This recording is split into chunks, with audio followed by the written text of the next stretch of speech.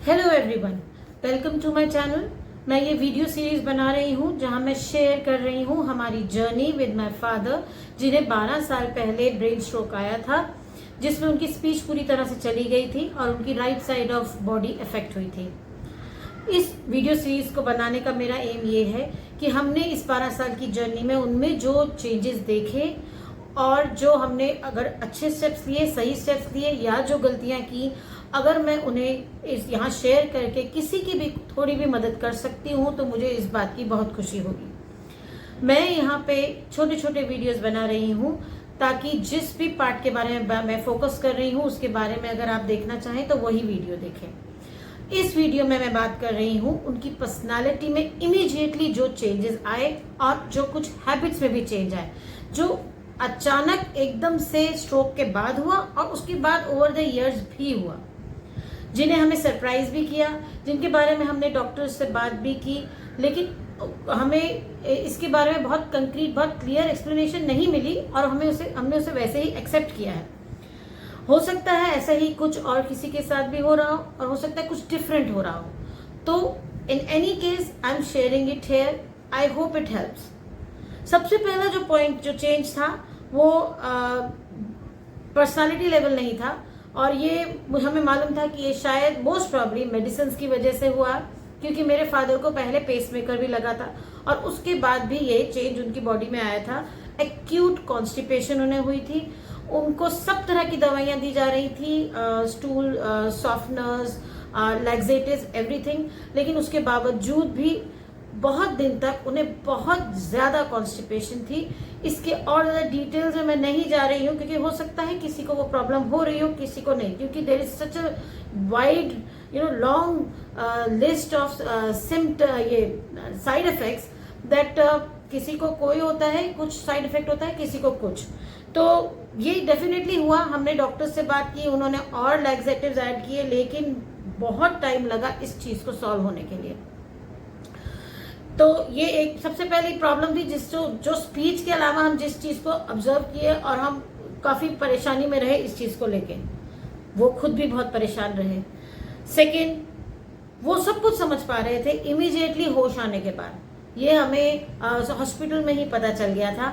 Doctors भी ये कह रहे थे कि वो पूरी तरह से रिस्पॉन्ड कर रहे हैं। मैंने इस बारे में पहले की वीडियोस में भी बात की है कि उनकी अंडरस्टैंडिंग क्लियर थी, वो समझ रहे थे, लेकिन जो चेंज ये था कि बहुत फास्ट नहीं बात कर सकते थे। जैसे हम नॉर्मली, मैं काफी फास्ट बात करती हूँ और हम सभी बहुत तेज बोलते हैं। इन वीडियोस में मैं जानबूझ के थोड़ा आराम से बात करने की कोशिश कर रही हूँ, थोड़ा स्लो जाने की कोशिश कर रही हूँ, क्योंकि स्पीड आप कभी भी बढ़ा सकते हैं अगर आपको ये बहुत स्लो लगे। पर अपनी रोजमर्रा की जिंदगी में हम काफी फास्ट बोलते हैं, तो जब हम उनसे बात कर रहे हैं किसी इंपॉर्टेंट टॉपिक के बारे में, उनकी राय जानने की कोशिश करें, even though he can not talk, तो हमने ये नोटिस किया कि हमें स्लो बात करनी, काफी स्लो, स्पीड काफी स्लो रखनी पड़ रही थी, बट नॉर्मल वॉल्यूम में कोई चेंज नहीं और वो उसको रिस्पॉन्ड कर रहे थे। तो ये एक चेंज हमने हमारे अंदर भी लाया। थर्ड, उनकी हियरिंग बहुत ज्यादा शार्प हो गई और ये इमीडिएट हुआ, बहुत इमीडिएट चेंज था ये। मैं इसके बारे में थोड़ा सा ये बताना चाहती हूँ कि मेरे फादर एविएशन इंडस्ट्री से है, माने उनके एयरपोर्ट पे भी ड्यूटीज लगती थी उनके पूरे करियर में। तो वो हमेशा ये बोलते थे कि because of the sound of the aircraft मेरी हियरिंग इफेक्ट हुई है और मैं ऊंचा सुनता हूँ, इसलिए मैं ऊंचा बोलता हूँ। मतलब उनकी वॉइस का पिच भी काफी हाई होता था। तो हमेशा से हमने ये देखा कि पापा टीवी में बहुत ऊंचा लगाते थे और बात भी ऊंचा करते थे और ये कहते थे कि मुझे स्लो नहीं सुनाई देता है, थोड़ा ऊंचा बोला करो। लेकिन स्ट्रोक के बाद उनको फुसफुसाहट की आवाज भी इरिटेट कर रही थी और वो उसे सुन पा रहे थे, इसलिए हमें दूसरे रूम में जाके भी कई बार बहुत ही धीरे से बात करना पड़ता था। दरवाजा बंद होते हुए भी वो इरिटेट होते थे और वो ये कन्वे करते थे कि वो इरिटेट हो रहे हैं। वो बहुत बार अगर हम उनके सामने आराम से भी डिस्कशन कर रहे हैं तो हमें रूम से बाहर निकाल भी देते थे। उनकी हियरिंग पहले से बहुत ही ज्यादा चेंज हो गई थी और बहुत ज्यादा शार्प हो गई थी। तो ये हमें नहीं समझ में आया, हमने डॉक्टर्स को बताया ये ऑब्जर्वेशन, जिसका कोई वो एक्सप्लेनेशन उनके पास भी नहीं था। उन्होंने बोला okay, you do the changes that need to be done. Now fourth point था, he became very particular about time. माने अगर उन्हें हम पूछ रहे हैं कि आप खाना खा लेंगे, तो सबसे पहले घड़ी देखते थे, और 5 मिनट पहले भी नहीं चाहिए, 5 मिनट बाद में भी उनको गुस्सा चढ़ जाता था। He used to be very particular कि ये ही टाइम पे मुझे जो करना है करना है। और इस बारे में वो बिल्कुल भी किसी भी तरह का कॉम्प्रोमाइज या चेंज नहीं पसंद करते थे। जो चीज जितने बजे होनी चाहिए वो उसी टाइम पे उनको चाहिए, चाहे वो वही तभी ही चाहते थे। इतना ज्यादा वो पर्टिकुलर पहले नहीं थे, रादर बिल्कुल भी नहीं थे इस मामले में particular. Fifth point, that he became stuck on certain things. ये एकदम ही घर आने के बाद भी हमने नोटिस किया, जब हम हॉस्पिटल से स्ट्रोक के इमीडिएटली बाद घर आए, स्पेशली कर्टन्स। जैसे कर्टन उनको बंद ही चाहिए तो बंद ही चाहिए। अगर रूम वेंटिलेट करने के लिए हम खिड़की खोलें तो वो उन्हें नहीं चाहिए, कर्टन हटाएं तो नहीं चाहिए, वो कर्टन बंद चाहिए और वैसा ही चाहिए। जब हम शिफ्ट हुए टू मुंबई तो एक सेट ऑफ कर्टन्स मेरी मदर चाहती थी बॉम्बे लाना अपने साथ, तो वो निकालने भी नहीं दे रहे थे वो विंडो से। ही वॉज गेटिंग एंग्री कि वो वहां चेंज भी नहीं होगा, वो वैसे के वैसे ही रहेगा। आज 12 साल बाद भी वो कर्टन्स को लेके बहुत पर्टिकुलर है। बहुत सी चीजों के मामले में उनका सुई अटक जाती है, मतलब वो वैसा चाहिए, मतलब वैसा ही चाहिए। चाहे जैसे मैंने अभी बोला टाइम, और चीजों के मामले में भी जो चीजें जहां रखी हुई हैं वो वहां से हिलनी नहीं चाहिए। हमारी फोटोग्राफ्स, जैसे फैमिली फोटोग्राफ्स ड्राइंग रूम में रखी हैं, किसी टेबल पे रखी हैं, उन्हें वो एक पर्टिकुलर पोजीशन में ही चाहिए। अगर वो डस्टिंग के दौरान अगर वो हिलाई जाती हैं, वो हिलती है, तो वो उनका पूरा ध्यान जाता है कि वो वही वैसा ही रखिए, बिल्कुल वैसा ही रखिए। ऐसे बहुत सी चीजों को लेकर बहुत पर्टिकुलर हो गए। टीवी से पूरी तरह से टीवी से अटैच हो गए, बहुत ज्यादा टीवी देख रहे थे, और हमें इस बात का ये ठीक लगता था कि फिर वो डिप्रेस नहीं लगते थे, क्योंकि वो टीवी मतलब आप ये सोच सकते हैं कि आज सिर्फ सोने के टाइम उनके सोने के टाइम जब वो सो रहे हैं टीवी बंद होता है, बाकी सारा टाइम टीवी ऑन रहता है। और टीवी के रिमोट को लेके ही बिकेम वेरी पॉसेसिव, मतलब वो अपने हिसाब से चैनल देखेंगे, 3-4 चैनल में स्विच करेंगे, और उनके साथ जो देख रहा है वो उनके साथ टीवी नहीं देख सकता, क्योंकि you can not keep up. We couldn't understand कि वो इतनी जल्दी चैनल चेंज करके सारे चैनल्स को कैसे मैनेज कर रहे थे, पर वो करते हैं। वो अभी भी उस बात को लेके पर्टिकुलर है, और उस समय तो बहुत ही पहले जो 4-5 साल थे बहुत ही ज्यादा पर्टिकुलर, और बहुत सारे प्रोग्राम्स में स्विच करते थे, और then used to come back also. तो जैसे, और वो स्विचिंग ब्रेक के दौरान करते थे। ही वॉज दैट पर्टिकुलर, मतलब इसीलिए हमें लगता था उन्हें सब समझ में आ रहा है, क्योंकि वो ऐसा नहीं है कि he is just scrolling through और जस्ट एक के बाद एक नहीं। वो एक प्रोग्राम में जब ब्रेक आ रहा है तो वो दूसरे चैनल पे शिफ्ट हो रहे हैं, फिर वहां भी देख रहे हैं, जब वहां ब्रेक आ रहा है तो पहले पे जा रहे हैं या थर्ड पे जा रहे हैं। तो एक्चुअली में मेरी mother could no longer watch TV with him, क्योंकि वो किसी भी चैनल पे पूरी तरह से रुकते ही नहीं थे। आज भी हम उनके साथ टीवी नहीं देख सकते, वो स्विच करते रहते हैं, और वो स्विच करवाते भी रहते हैं। पहले ये था कि वो उन्हें पता होता कौन सा चैनल, वो याद भी रहता था क्या number, and used to switch it. अब इतने साल बाद वो मेरी मदर से एक्सपेक्ट करते हैं कि वो उन्हें चेंज कर दें, क्योंकि अब थोड़ा चेंज आया है। तो द थिंग इज कि इतना ज्यादा वो पहले नहीं था, अब है, और इतना ज्यादा है कि उनके साथ कोई भी अब टीवी नहीं वॉच कर सकता। Only he can watch, because only he is understanding how is switching between channels. Then एक बहुत पिक्यूलियर चीज हो रही थी, जो पहले शुरू में मंथली बेसिस में हो रही थी, जो बाद में कम होनी शुरू हुई। For 2 or 3 days at a stretch he would sleep, he would just keep on sleeping. The first time it happened we got very worried, and हमने उनके न्यूरोलॉजिस्ट को इमीडिएटली कांटेक्ट किया कि ये क्या हो रहा है, क्या कुछ प्रॉब्लम है। तो उन्होंने बोला कि वेट एंड वॉच, क्या वो उठ रहे हैं खाना खाने के लिए, खाना खा रहे हैं कि नहीं खा रहे हैं, और अगर कुछ ज्यादा अलार्मिंग हुआ तो हॉस्पिटल लेके आइए। लेकिन हमने जो नोटिस किया कि वो उठते, खाना खाते और उसके बाद फिर सो जाते, तो वो या टॉयलेट जाने के लिए उतना उठते और फिर सो जाते। तो ये जो स्लीपिंग था सब कुछ ऑफ करके एट 2 to 3 days लगातार चलता था ये स्लीपिंग का पूरा, जिसमें दिन रात वो पूरा टाइम सो रहे हैं, सिर्फ खाने और टॉयलेट जाने के लिए उठ रहे। ये शुरू शुरू में एवरी मंथ हो रहा था, फिर धीरे धीरे ये 2 मंथ्स में एक बार, 3 मंथ्स में एक बार होने लगा। It was almost as if his brain was time out, like वो needed that break for 3 days, total break. तो ये मेरी मम्मी को शुरू शुरू में बहुत नर्वस करता था, फिर बाद में वो इस बारे में भी मजाक करने लगी थी, अरे पापा का तो वो 3 दिन चल रहे हैं। तो ये चल रहा था। ये अब भी होता है, where in there are days when he just sleeping completely, और कुछ नहीं, उसके बाद वो उठते हैं, फिर नॉर्मल लाइफ में नॉर्मल लाइफ लीड करते हैं हम लोग के साथ, अपना रोज का जो उनका daily routine. Then frustration, irritation understandably बहुत बढ़ गई, और टैंट्रम थ्रोइंग भी शुरू हुई, क्योंकि वो अगर एक पॉइंट के बाद बहुत ज्यादा एफर्ट नहीं ले पा रहे थे शुरू से ही पॉइंट करने के लिए। जब उन्हें ये बात समझ भी आ गई कि वो नीनी नीनी नीनी नीनी बोलते हैं, हमें क्लियर नहीं, तो भी वो पॉइंटिंग कभी भी करेक्ट या क्लियर नहीं करते थे। एक चीज स्पीच थेरेपिस्ट ने डेफिनेटली हमें हेल्प की कि आप उन्हें बहुत ज्यादा ऑप्शंस ना देके कोई भी 2 ऑप्शन दीजिए। जैसे आप पूछना चाहते हैं आप खाने में क्या चाह रहे हैं, तो 2 इस तरह से 2 उंगली दिखाएं और उन्हें बोले कि एक उंगली वो पकड़े, क्योंकि वो समझ सब कुछ रहे हैं। तो ये इस तरह से हमें उनकी चॉइसेस क्लियर पता चलने लगी स्लोली। लेकिन अगर किसी और एकदम ही अलग कुछ बात कर रहे होते थे, और अगर हम जल्दी नहीं समझ पाते थे या थोड़ी देर के एफर्ट के बाद नहीं समझ पाते थे, तो used to get very disturbed, very angry. एक और चीज को लेके वो हाइपर सेंसिटिव हो गए।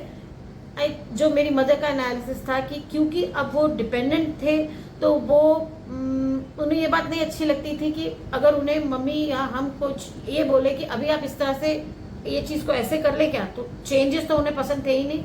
बट मम्मी को ये लगता था कि उन्हें ये लगता है कि मुझे हाँको मत, क्योंकि मेरे को मेरे हिसाब से जीना है, मेरे को मेरे हिसाब से जीने दो। सो जैसे कि मैं कह रही थी कि किसी भी तरह का चेंज उन्हें पसंद नहीं आ रहा था, और अगर कुछ भी डिफरेंट होने की वजह से अगर उनसे मम्मी एक्सपेक्ट करती थी कि थोड़ा सा आज हम लोग शेड्यूल चेंज करते हैं, या नहा पहले लो या बाद में लो, जैसे पानी का कुछ प्रॉब्लम है या कोई भी ऐसी इशू जो हमारे कंट्रोल में नहीं है, तो वो उसमें कॉम्प्रोमाइज करना या किसी भी तरह का एडजस्टमेंट के लिए रेडी नहीं थे। एक लास्ट पॉइंट जो मैं आज बताना चाहूंगी वो ये कि उनकी पर्सनालिटी में एक मेजर चेंज ये आया था कि इमोशंस को लेके बहुत ज़्यादा चेंजेस आ गए थे। कोई भी इमोशनल सीन, कोई भी सीरियल में, टीवी में अगर कोई चल रहा है, जैसे कि बालिका वधू जैसा सीरियल जो पहले वो कभी भी नहीं देखते थे जब वो पहले टेलीकास्ट होता था, ऑब्वियसली बाद में ये रीटेलीकास्ट हुआ, तो my father would cry and cry and cry. और ऐसे ही और भी कोई सीरियल जिनमें इमोशनल सीन आता था, तो बहुत ज़्यादा रोने, बहुत ज़्यादा, मतलब we used to get worried, we still get worried कि इतना ज़्यादा उन्हें नहीं रोना चाहिए, बड़ी cries and cries and cries, और वो चेंज भी नहीं करने देते वो चैनल। ये नहीं कि हम उन्हें बोले कि पापा ये ठीक नहीं, ज़्यादा हो रहा है ना, तो चेंज करते हैं, कुछ कॉमेडी लगाते हैं। तो he does not want to, if he is totally engross, totally paying attention to the serial, तो फिर वो चेंज भी नहीं करना है। And he would keep on crying, wiping his tears and keep on crying and watching. लेकिन इतने emotions के साथ जब वो कई बार मेरी मदर उनसे एक्सपेक्ट करती थी कि थोड़े से आप मेरी मैं जो थकती हूँ, मैं जो कभी किसी बात को लेके परेशान होती हूँ, तो उसमें थोड़ा सेंसिटिविटी के साथ अगर आप रिएक्ट करो, इतना ज़्यादा गुस्सा ना करो, वहाँ पे इनसेंसिटिविटी दिखती थी। तो वो बहुत पजलिंग था for my mother and for us also, क्योंकि मैंने भी बहुत बार डांट खाई, बहुत बार, और बहुत ज़्यादा। पर उसमें तकलीफ ये होती थी, मेन बात तकलीफ ये होती थी कि हम पूरा एफर्ट लगा रहे हैं या लगा रहे थे समझने के लिए वो क्या कह रहे हैं। Not once it would be like that कि हम उन्हें सीरियसली नहीं ले रहे या उन पर ध्यान नहीं दे रहे अगर वो कोई चीज़ बार बार बोल रहे हैं। पर उसके बाद वो जो बहुत ज़्यादा डांटते थे तो बहुत ज़्यादा तकलीफ होती थी और रोना निकल जाता था। और ये इसीलिए मैं आज शेयर कर रही हूँ कि स्ट्रोक, ब्रेन स्ट्रोक में जो सफ़र कर रहे हैं वो तो सफ़र कर ही रहे हैं, उनके साथ जो उनके साथ जो उनकी केयर के लिए हैं, उनके फैमिली मेम्बर्स, उनके लिए भी ये टाइम, ये पूरा पीरियड काफ़ी टफ जाता है अच्छे टाइम्स हैं, बर्थडेज वगैरह, और अच्छे दिन भी, when he would be in good mood and we would all enjoy. जैसे मैंने बोला, कॉमेडी देख रहे हो तो बहुत हंसते भी, he would laugh a lot also. तो बट जब he would get very very agitated, तो उससे तकलीफ भी बहुत ज़्यादा होती थी। तो मेरी मदर फिर उनसे उनको रियलाइज़ भी कराती थी, फिर वो माफ़ी भी मांगते थे अपने तरीके से। ही वुड गिव अस अ किस and he would show that I am sorry. अगर उन्हें रिपीट करवाती थी मम्मी, अगर वो लिप को ध्यान देते थे तो फिर सॉरी बोल भी देते थे। अभी भी वो कर लेते हैं कोशिश। तो ये एक अजीब पजलिंग चीज़ थी कि वैसे तो बहुत इमोशंस हाई हो गए टीवी देखते हुए, बट एक्चुअल लाइफ में जिनकी तरफ उनको सेंसिटिविटी दिखानी चाहिए वहाँ पे नहीं हो रहा था। तो ये हमें समझ आया नहीं, लेकिन we adjusted according to it. We know कि it's very difficult for him, it's very frustrating for him. तो बाद में ठीक भी हो जाता है, जब वो मुस्कुराते हैं और फिर प्यार करते हैं तो सब ठीक हो जाता है। तो ये सब जो चेंजेस थे ये इतने ज़्यादा थे कि मेरी मदर और हम कई बार बोलते थे ये वाले पापा में मालूम ही नहीं, इट्स लाइक अ रीबर्थ, बिल्कुल नया जन्म। इसमें एक और चेंज था बहुत मेजर। मेरे फादर यंग एज से ही सिगरेट और अल्कोहल पीते थे। सिगरेट भी every day, I think almost 1 pack, and alcohol भी every day, but 2 pegs I believe. But he use to get into very good mood, मतलब ऐसा नहीं कि वो उसके बाद कुछ प्रॉब्लम, उल्टा he would talk and talk and talk after drinking on every topic. He would love talking. तो मैं यहाँ सिर्फ इसलिए मेंशन कर रही हूँ कि after stroke not once did he ask for cigarette और ड्रिंक्स। ये भी बहुत सरप्राइजिंग था, अच्छा था, हमें तो बड़ी खुशी हुई।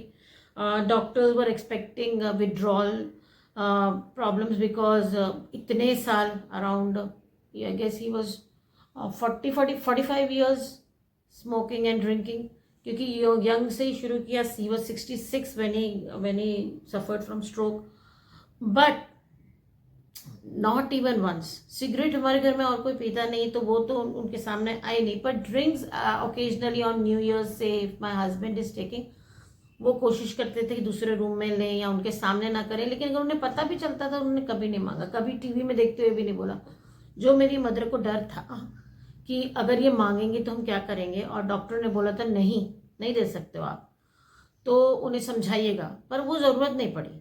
ये एक चीज़ जो अच्छी हुई, तो हाँ अच्छा भी हुआ, अच्छी बातें भी हुई, और जो जो नहीं अच्छा हुआ वो भी बस मैं शेयर कर रही हूँ। मैंने जैसे बोला, मैं इसलिए शेयर कर रही हूँ ताकि अगर और भी कोई इज गोइंग थ्रू दिस, तो it happens and it's okay, you know it. आप दिल पक्का करो और उन्हें मोटिवेटेड रखो, खुश रखो, अब उससे आप भी खुश रहोगे।